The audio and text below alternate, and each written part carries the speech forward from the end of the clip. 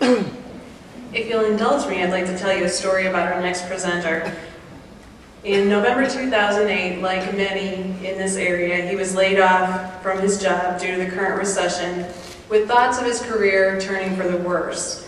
But that's not where the end of the story was for Oliver Aguilar. Within a few short months, he opened his own company, doing anything his friends and family would kindly offer to him. And he says that included renovating their personal spaces, building furniture, creating wonderful gardens, and the occasional washing of dishes. So he said during the past summer, the creative juices got flowing a little bit, and he began taking photos of places and events and putting them on his Facebook page just to let everybody know that he was still alive and well. But by the end of the summer, he discovered that the body of work was really his self-portrait and an important moment in his life. And we're lucky that he's here tonight to share that with you. Please welcome Oliver Aguilar.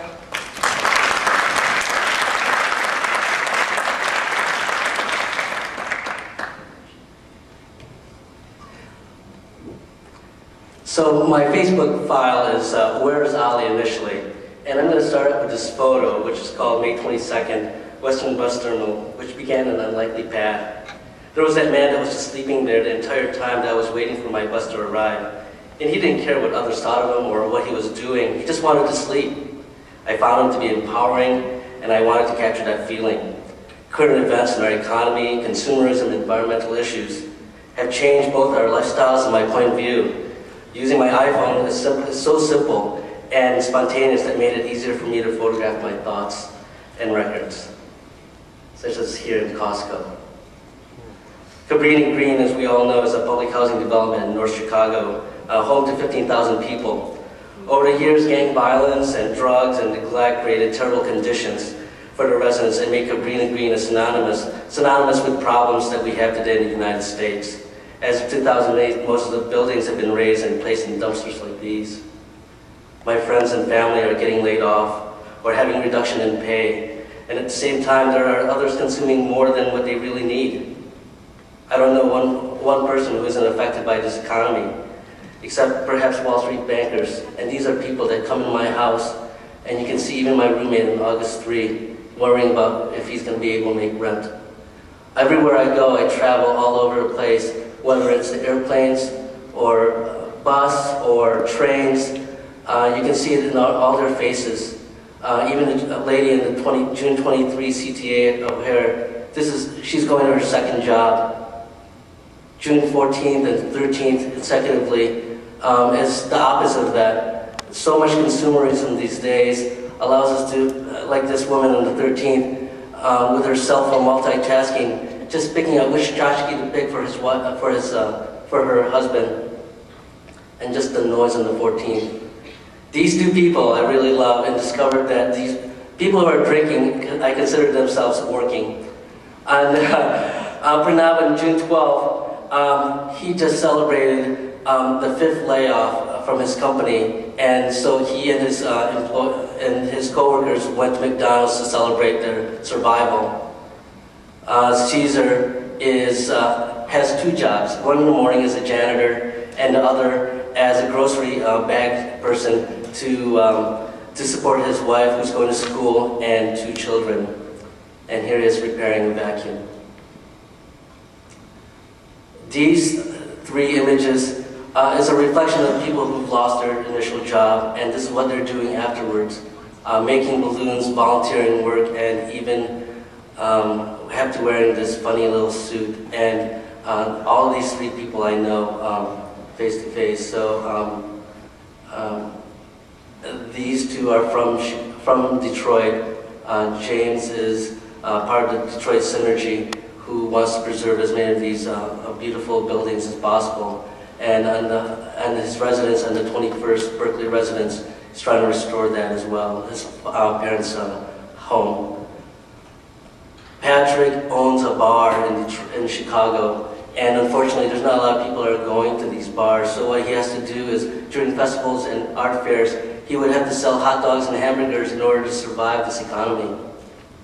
And I was helping him pick up all those boxes of food. Unfortunately, Frank had this vision that he really wanted to open up his own gym, but then there's this large a box gym across the street that opened up, and he couldn't get enough support, so he had to close down his business before it even opened. But there are some funny times sometimes, and I just had to, and there's always some great moments sometimes during these harsh recessions.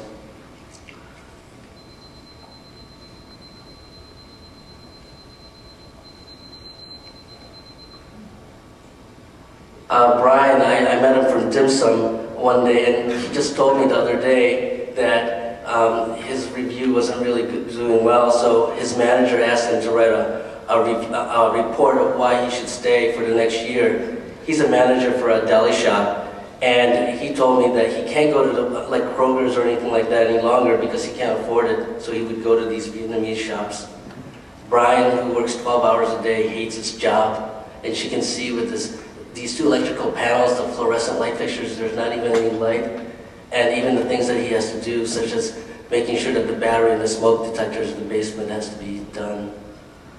I called it Superman without a job as I was waiting for my own breakfast. I've been influenced by two photographers, Brian Ulrich and Ben Guest, whom I highly respect. However, I like their works where their images are staged. Mine are true life stories out in the streets and representing people's lives. Again, mass consumerism on the left, and this funny little image I saw in a corner at rehab, memorializing this drag queen who passed away, and this is what their makeshift memorial was like. It was just really odd to see.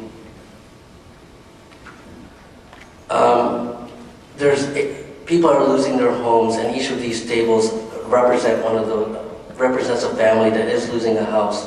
And that NACA is trying to save them by offering lower percentage rates in their homes or lowering their interest rates, their principal. This was shown just recently at the Scarab Club that was juried by Belsar Korab, and I felt really honored that an iPhone image can actually be an art photography.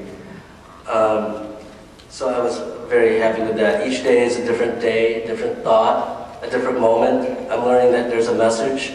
In all of these photos, each one tells a different story, but as a whole it expresses all of our stories, unraveling one day at a time.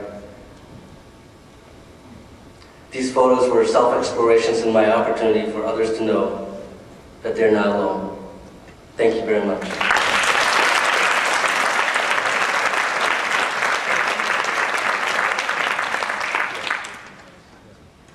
Thank you, Oliver, for sharing a piece of your life.